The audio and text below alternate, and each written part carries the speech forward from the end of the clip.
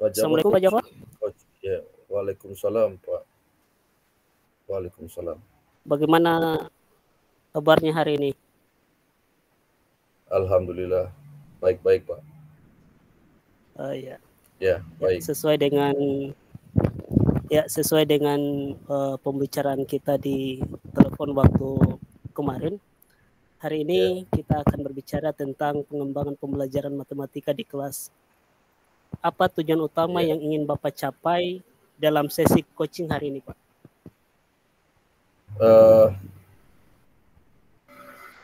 Saya ingin meningkatkan partisipasi siswa Pak dalam pembelajaran matematika, karena saya merasa menurut pengamatan saya selama ini banyak siswa yang tampaknya kurang antusias dan mereka sulit memahami materi yang saya ajarkan itu Pak.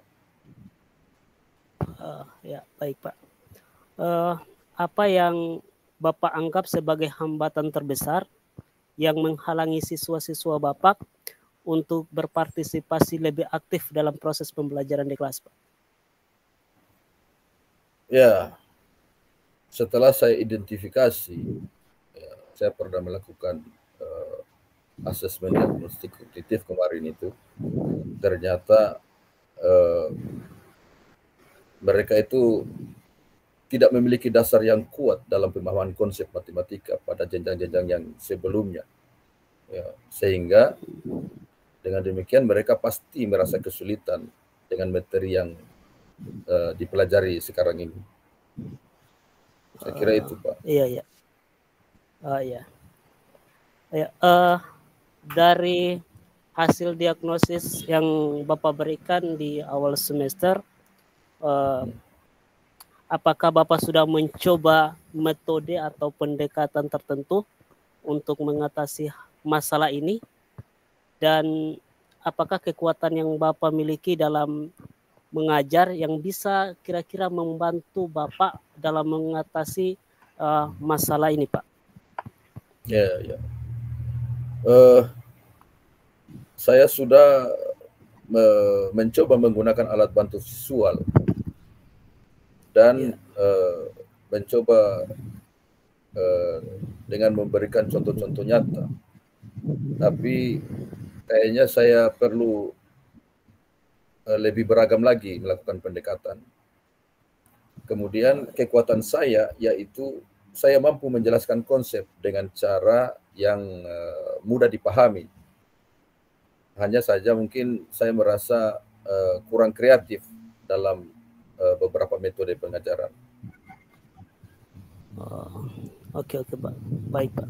Ya, selain metode baru yang sudah Bapak terapkan dengan pendekatan pembelajaran yang bersifat visual tadi, bagaimana kemudian menghubungkan pembelajaran dengan konsep nyata yang sudah Bapak terapkan. Selain itu Pak, kira-kira apa ada tindakan lain yang mungkin bisa Bapak lakukan dalam menguatkan konsep-konsep matematika, khususnya untuk siswa-siswa yang kurang atau yang memiliki miskonsepsi matematika di kelas Bapak?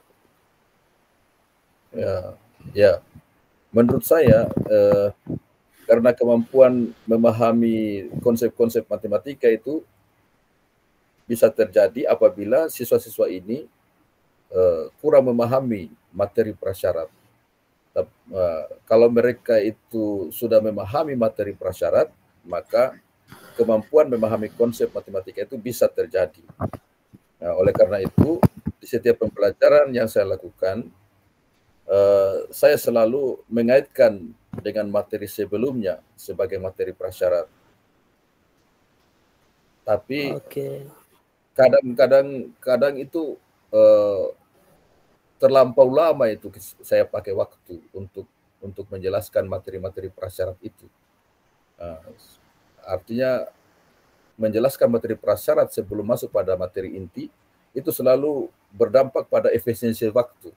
Ya, saya selalu terlena, bukan terlena, tapi perlu pemahaman yang lebih jauh lagi dalam proses pembelajaran. Ya. Oke. Jadi secara tidak langsung Bapak sudah mengetahui kira-kira apa solusi yang bisa Bapak ambil terhadap masalah yang sudah Bapak hadapi. Bapak juga sudah menjelaskan bahwa Bapak ingin melihat bahwa masalah yang dihadapi siswa ini salah satunya adalah kurangnya siswa dalam memahami materi-materi prasyarat. Jadi secara tidak langsung Bapak sudah tahu.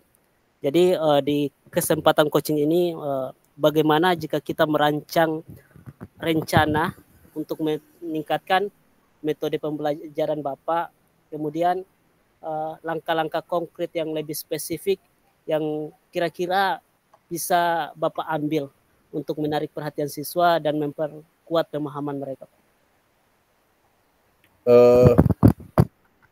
Ya, betul Pak. Saya akan menyusun rencana pembelajaran mingguan. Kira-kira yang saya mau terapkan ini proyek-proyek, saya mungkin akan melibatkan mereka dalam proyek, kemudian kalau tidak, saya akan melakukan diskusi kelompok, Pak. Ya, jadi diskusi kelompok, kemudian pembelajaran berbasis proyek. Menurut Bapak mungkin ini menurut Bapak ini mungkin menjadi sarana yang baik untuk meningkatkan keaktifan murid-murid Bapak ya. Ini merupakan ide yang sangat bagus. Selanjutnya Pak, apakah Bapak ingin membuat rencana mingguan untuk kegiatan ini, termasuk sumber daya yang diperlukan dan waktu yang dibutuhkan, Pak?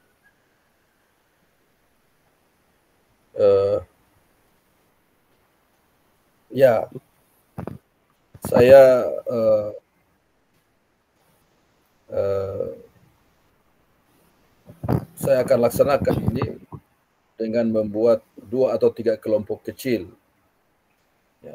Oke. Ini dimaksudkan agar saya dapat memberikan pendampingan secara menyeluruh serta mengevaluasi pemahaman mereka. Cuman kalau tentang pembelajaran berbasis proyek, terus terang saja selama ini saya belum masih jarang saya lakukan pembelajaran berbasis proyek. Barangkali saya perlu untuk menjelajah lebih jauh lagi, menggali pengalaman-pengalaman dari yang sudah pernah melakukan untuk bisa saya terapkan ini pembelajaran berbasis proyek. Oleh karena itu, untuk sementara waktu ini, saya kira-kira akan mencoba menerapkan itu, melibatkan mereka dalam diskusi-diskusi kelompok, supaya mereka saya pastikan bisa terlibat secara aktif. Saya tidak terlalu banyak dalam satu kelompok itu, mungkin 3 atau 4 orang dalam satu kelompok supaya bisa saling berkolaborasi. Kemudian saya bisa pantau. Oke, Pak, selain pembelajaran berbasis proyek, kemudian diskusi kecil yang telah Bapak rencanakan dan jadwalkan tadi, kira-kira masih adakah rencana lain yang bisa Bapak lakukan untuk mendorong pemahaman siswa dalam menguasai konsep-konsep dasar matematika ini, Pak? Satu hal yang saya pikirkan itu tentang itu adalah saya merencanakan akan melakukan pendampingan khusus. Pendampingan khusus ini saya tujukan bagi siswa yang pemahamannya sangat rendah. Saya akan melakukan pendampingan khusus untuk siswa yang pemahamannya sangat rendah. Kira-kira itu, Pak. Ya, bagus sekali, Pak, atas rencananya tadi.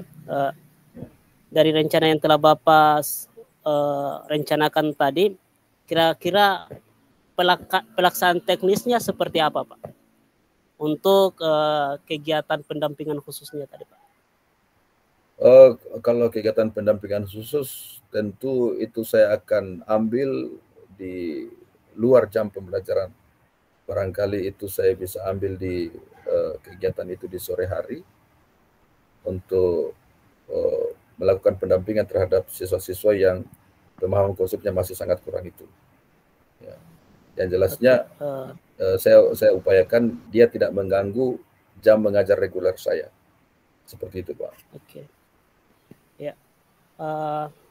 Saya lihat Bapak ini sudah cukup berpengalaman dalam mengajar. Di masalah yang seperti ini, salah satu solusi yang Bapak ambil tadi kan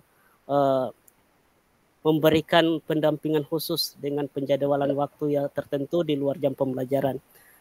Apakah kegiatan seperti ini memberikan pendampingan khusus ini sudah pernah Bapak laksanakan di tahun-tahun sebelumnya yang kira-kira bisa membuahkan hasil, Pak? Ya, sekali dua kali pernah saya lakukan itu sesi pendampingan khusus. Cuman terbentur di apalagi waktu, terbentur di waktu untuk mengevaluasi. Oke, jadi bisa dicoba pendampingan khususnya, itu sangat baik, ya, Pak. Saya kemudian bisa dicoba, Pak. Ya. Kemudian Pak, siapa yang akan bertanggung jawab untuk memastikan bahwa rencana yang Bapak susun tadi, rencana yang sangat baik tadi, yang telah Bapak susun itu berjalan sesuai yang diharapkan? Ya, dan saya bagaimana akan bertanggung jawab penuh, Bapak ya. Dan Baik, kira-kira bagaimana Bapak? Ya, saya akan bertanggung jawab bagaimana kira-kira penuh. Bapak? Ya. Oke Pak, Ya, silakan. Ya, dan bagaimana kira-kira Bapak menjaga diri agar Bapak tetap berada di jalur yang sudah direncanakan, Pak? Oh ya, yang pertama tadi tanggung jawab, saya sudah rencanakan dan saya akan bertanggung jawab penuh, Pak. Saya pastikan saya akan bertanggung jawab penuh atas pelaksanaan rencana ini. Kemudian saya punya rencana agar saya tetap dalam koridornya, maka saya akan misalnya membuat catatan harian tentang kemajuan setiap sesi yang saya laksanakan. Kemudian saya juga akan mencatat tantangan-tantangan apa saja atau hambatan apa saja yang saya hadapi kemudian. Ya. Oke, luar biasa Pak.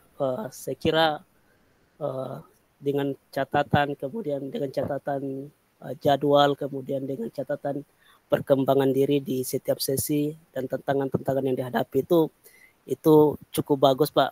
Ini akan membantu Bapak untuk terus memantau kemajuan dan menyelesaikan rencana jika diperlukan.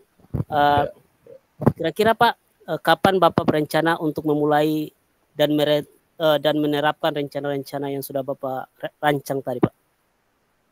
Ya, kebetulan kita sudah diskusi ini, jadi saya mulai minggu depan, Pak.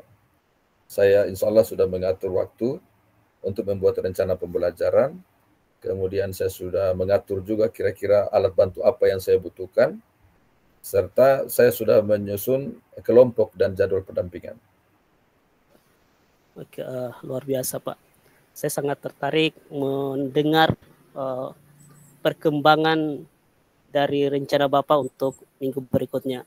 Maka dari itu, mari kita jadwalkan pertemuan tindak lanjut Pak dalam 2 minggu ke depan untuk membahas kemajuan dan merefleksi Bapak. Ini akan memberikan Bapak kesempatan untuk mengevaluasi apa yang telah berhasil dan apa yang perlu kita perbaiki lagi ke depannya, Pak. Ya, tentu Pak. Saya tentu akan siap untuk merefleksikan hasilnya, dan saya juga tentu senang menerima umpan balik dari Bapak. Oke, terima kasih. Coaching yang sangat menarik, Pak. Saya ingin mendengarkan, saya antusias untuk mendengarkan catatan-catatan apa tentang perkembangan apa dari rencana yang luar biasa yang sudah Bapak rancang tadi, Pak. Kemudian Pak, kira-kira bagaimana perasaan Bapak dalam kegiatan coaching kita pada siang hari ini, Pak? Baik, terus terang saja saya merasa lega benar, karena unek-unek yang selama ini saya simpan, yang selama ini terpendam dalam hati, sudah bisa saya ungkapkan, kemudian saya sudah bisa diarahkan untuk mendapatkan solusi apa-apa yang harus saya lakukan. Saya terima kasih banyak Pak atas coaching kita hari ini. Oke, sama-sama Pak. Jadi sampai ketemu di 2 minggu ke depan. Saya sangat tertarik dan antusias sekali Pak untuk menerima apa catatannya, apa proses perkembangannya untuk anak didik Bapak. Jadi sampai ketemu di 2 minggu ke depan ya lagi Pak. Ya, terima kasih Pak, terima kasih. Ya. Assalamualaikum Pak.